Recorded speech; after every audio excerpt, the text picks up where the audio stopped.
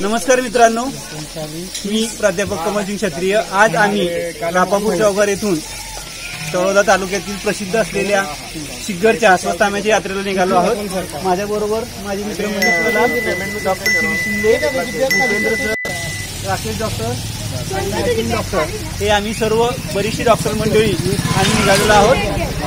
अशा प्रकारची ही यात्रा दरवर्षी भरत असते। चला आता आपण पुढे बघूया।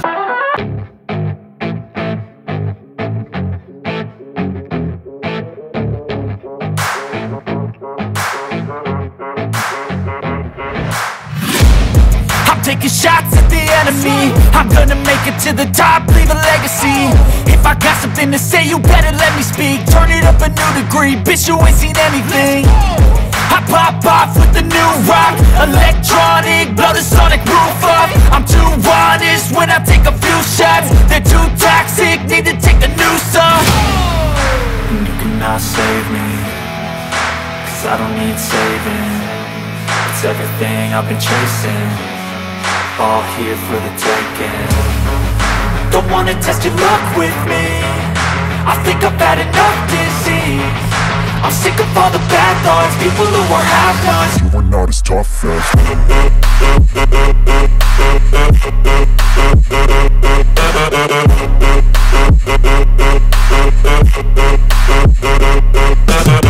ही जी झोपडी दिसत आहे इथून गोळ्यामाळच्या टेकडीचा पायथा आहे आणि इथून पुढे एक अर्धा पाऊण तास चढलं तर गोळ्यामाळची टेकडी आपण चढून पूर्ण जातो।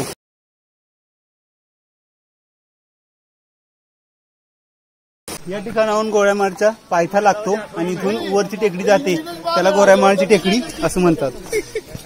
हे आमचे मित्र जगदीश शिरसाट, ते आता खूप उभारीत आहेत, थोड्या वेळाने त्यांची उभारी पाहण्यात येईल।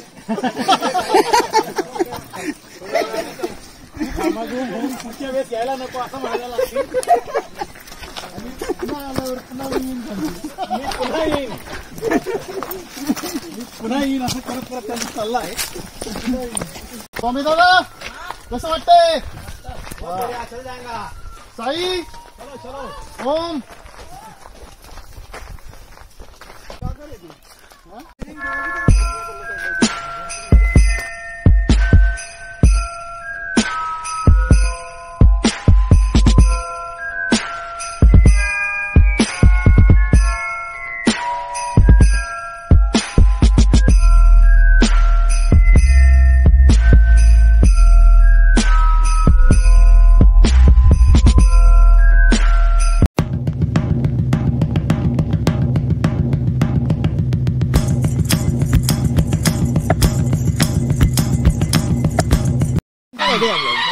शिरीष दादा यांचे आगमन झालेलं आहे। मी पुन्हा येईन असं दादांनी म्हटलेलं।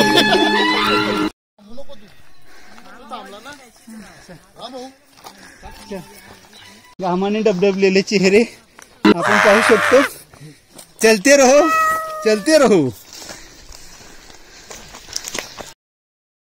अशा प्रकारे आम्ही पहिली गोळ्यामाळची टेकडी चढलेलो आहे। आमचे मित्र गणेश पाटील, डॉक्टर श्री शिंदे, तमायचेकर भाऊ हे सुद्धा आलेले आहेत। हे गोळ्यामाळचं स्थानक या ठिकाणी आपल्याला दिसत आहे आणि म्हणून या टेकडीला गोळ्यामाळची टेकडी असे म्हणतात। इथून पुढे आम्ही नकट्यादेवच्या टेकडीकडे निघालेलो आहे। हा रस्ता ही टेकडी खाली उतरून पुन्हा एक दोन झरे पार करून आम्ही नकट्यादेवची टेकडी आता वर जाणार आहोत।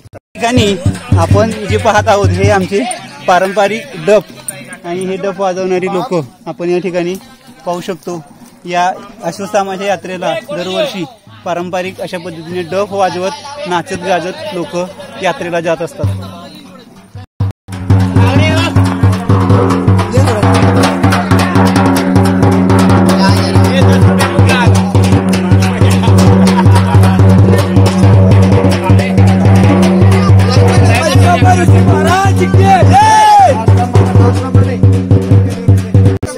या ठिकाणी आपण एक धबधबा वाहताना पाहू शकता। आम्ही गोळ्यामाळची टेकडी चढून आल्यानंतर खाली साधारण 1 किलोमीटर आलं तर हा धबधबा वाहताना दिसतो।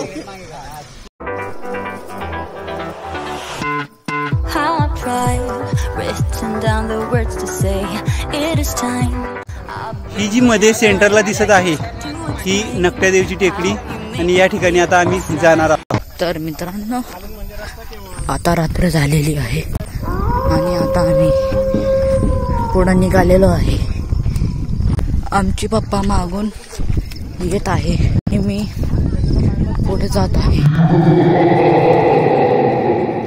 अशा प्रकारे आम्ही 2 तासाचा ट्रेक करून या ठिकाणी वर आलेलो आहे आणि या ठिकाणी लोक मोठ्यांनी डब ताशे वाजवत आहेत आणि या ठिकाणी यात्रा असते दिवाळीच्या वेळेला आणि त्या दिवाळीच्या यात्रेमध्ये आपण या ठिकाणी नकट्या देवीच्या टेकडीवर आलेलो आहेत आणि ते आपण आता पाहू शकतो.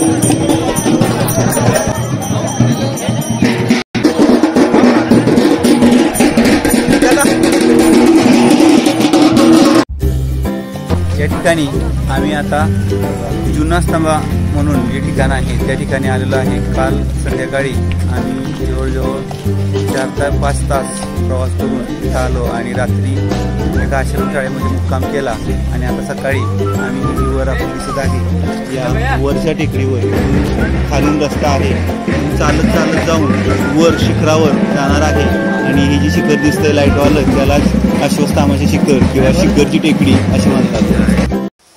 अशा प्रकारे मी ही टेकडी चढून पूर्ण वर आलेलो आहे आणि ही अश्वत्थामाची टेकडी सातपुडा पर्वतातील 3ऱ्या रांगेमधील सर्वात उंच शिखर आहे आणि या ठिकाणी आम्ही सर्व मित्र, डॉक्टर मित्रांनी आम्ही 1 तासामध्ये ही टेकडी चढलो.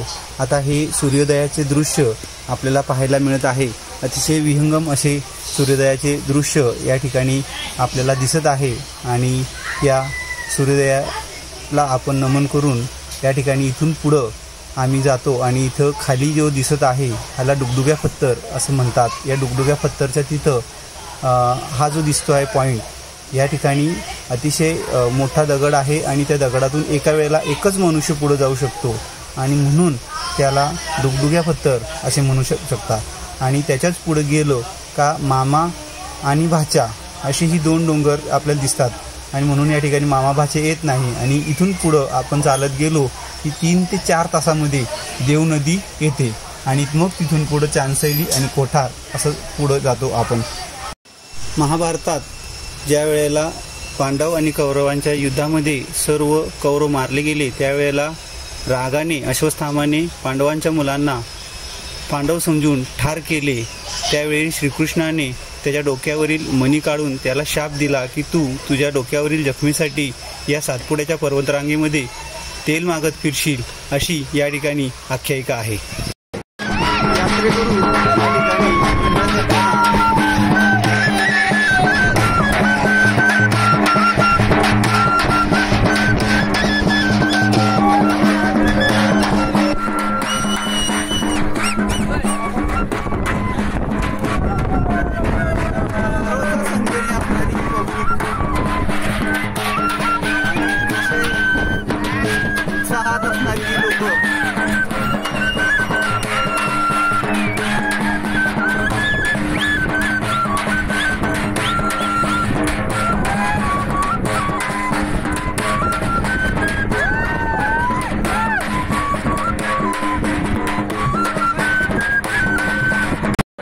या ठिकाणी बरोबर डोंगराच्या वर खाली हात, या ठिकाणी हात किती खोल जातो म्हणून याला देव दरवाजा असं म्हटलं जातं.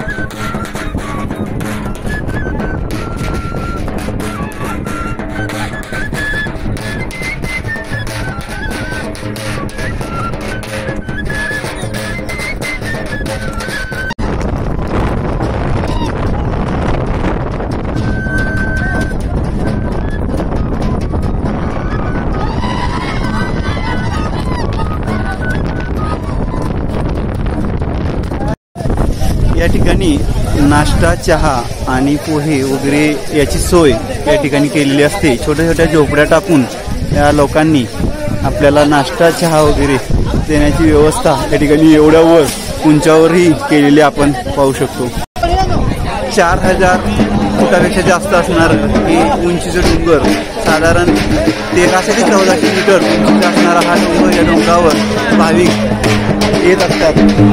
2 तास आणि बासरी वाजण्यामध्ये या ठिकाणी उत्सव साजरा करत असतात. हा दिवाळीचा असणारा सण या ठिकाणी आदिवासी भागामध्ये अतिशय प्रसिद्ध असणारा हा सण आहे. या ठिकाणी दरवर्षी 40,000 ते 50,000 लोक येत असतात. आमचं बासरी वादक आमच्या सोबतच आहे.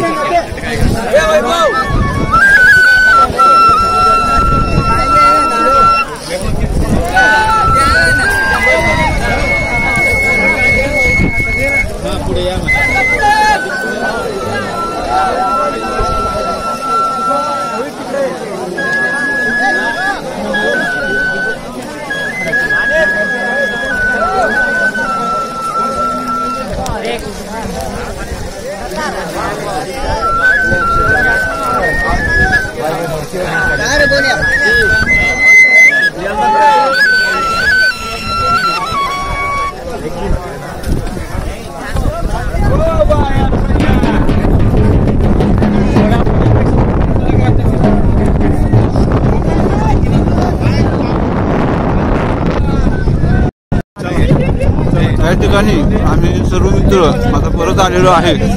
परत भेटलेत. माझा मुलगा सुमेश, मनीष दादा, शिरीष दादा, सर दादा आणि त्यांचे बाकी माझा मित्र जगदीश शिरसाट आणि मी, आम्ही या टेकडीमध्ये सगळ्यात पहिले आलेलो आहे.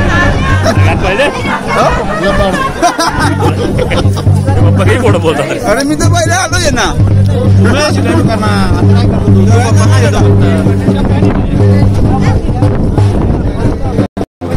आम्ही आता इथूनच परत जाणार आहोत. वास्तविक आता हा रोड असं तिकडनं मगाशी मी जे दाखवलं तर हे आहे खाली, परंतु खालून न जाता आम्ही पुन्हा याच मार्गाने, ज्या मार्गाने आलो त्याच मार्गाने जाणार आहे.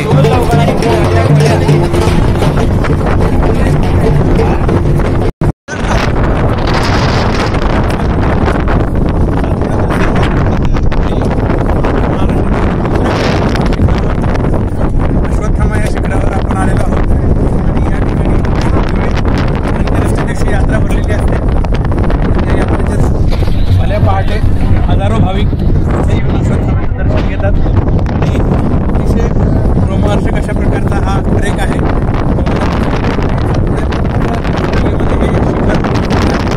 पहिल्या रांगेमध्ये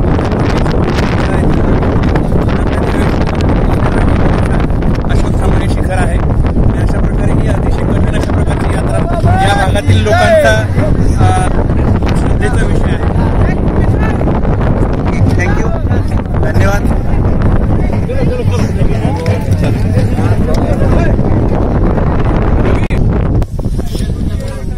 सुमेश या ठिकाणी उतरतो आहे.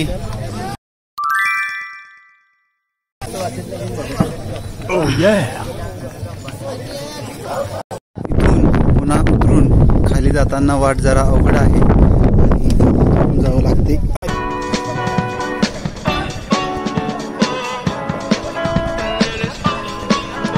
अतिशय निसरडी अशी वाट. दोन्ही बाजूंनी रेलिंग या ठिकाणी लावलेल्या आहेत.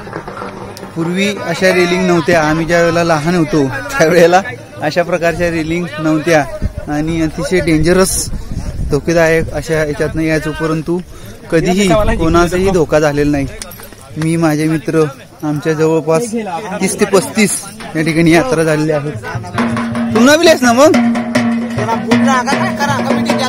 व्हिडिओ चालू आहे. हो,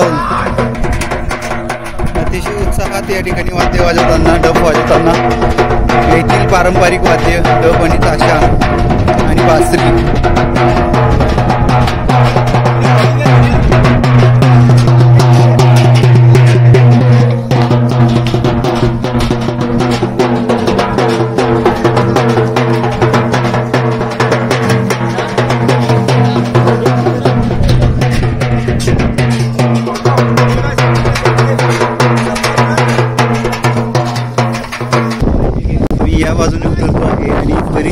लोक त्या बाजूने उतरतात. तिकडं डुगडुग्या पत्थर आणि भाजी. मित्रांनो, आता आम्ही परत खाली पोहोचलेलो आहे आणि आता तुम्हाला तिथे येऊ शकता. ते भीमकुंड तुम्हाला दिसत आहे आणि मी इथे बसलेलो आहे. धन्यवाद. याला भीमकुंड म्हणतात. अशी कथा आहे की भीमाने तो ज्या वेळेला अश्वत्थामाच्या मागे लागला होता त्याला मारायला, त्यावेळेला भीमाने या ठिकाणी गदा मारून पाणी काढलेलं होतं आणि या भीमकुंडात आंघोळ केली तर आपले जे का थकवा आहे तो सगळा थकवा दूर होत असतो आणि त्यामुळे या भीमकुंडामध्ये सगळी लोक आंघोळ करत असतात. इथून नदीचा उगम आहे.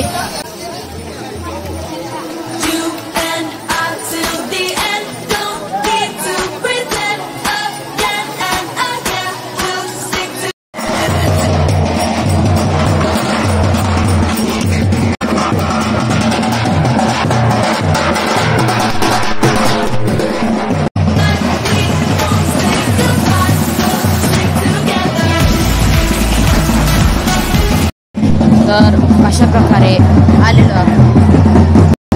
माझे पप्पा असे नाचत आहेत. तर मित्रांनो, आता आम्ही परत खाली आलेलो आहोत. तुम्ही ती टेकडी पाहू शकता. आम्ही तिथं वरती जाऊन आता परत इथे खाली पोहोचलेलो आहोत आणि माझ्या बरोबर साई हा सुद्धा आला होता आणि आम्ही खूप मजा केली. धन्यवाद. आपण स्तंभ हे सर्वोच्च शिखराच्या सातपुड्यातील परिक्रमा पूर्ण केलेली आहे. परिक्रमा करताना चढताना फारच त्रास झाला पण उतरताना व्यवस्थितरित्या आलो. मग सगळे मित्र भेटले, मजा आली. काल संध्याकाळी गोऱ्यामाळ नाट्यदेव पाहून आल्यानंतर या आश्रमशाळेमध्ये दीपक रंधवे सर आणि त्यांच्या स्टाफने जी आमच्यासाठी जेवणाची अतिशय उत्कृष्ट अशी सोय केली होती त्याबद्दल मी त्यांचे धन्यवाद मानतो. माझे मित्र डॉक्टर श्री शिंदे आणि आम्ही सर्व ग्रुपच्या वतीने मी त्यांचे आभार मानतो. थँक्यू. राहण्याची उत्तम अशी सोय त्यांनी केली आणि त्यामुळे आमचा प्रवास आणि ही यात्रा आमची सुखकर झाली. पुन्हा एकदा आपले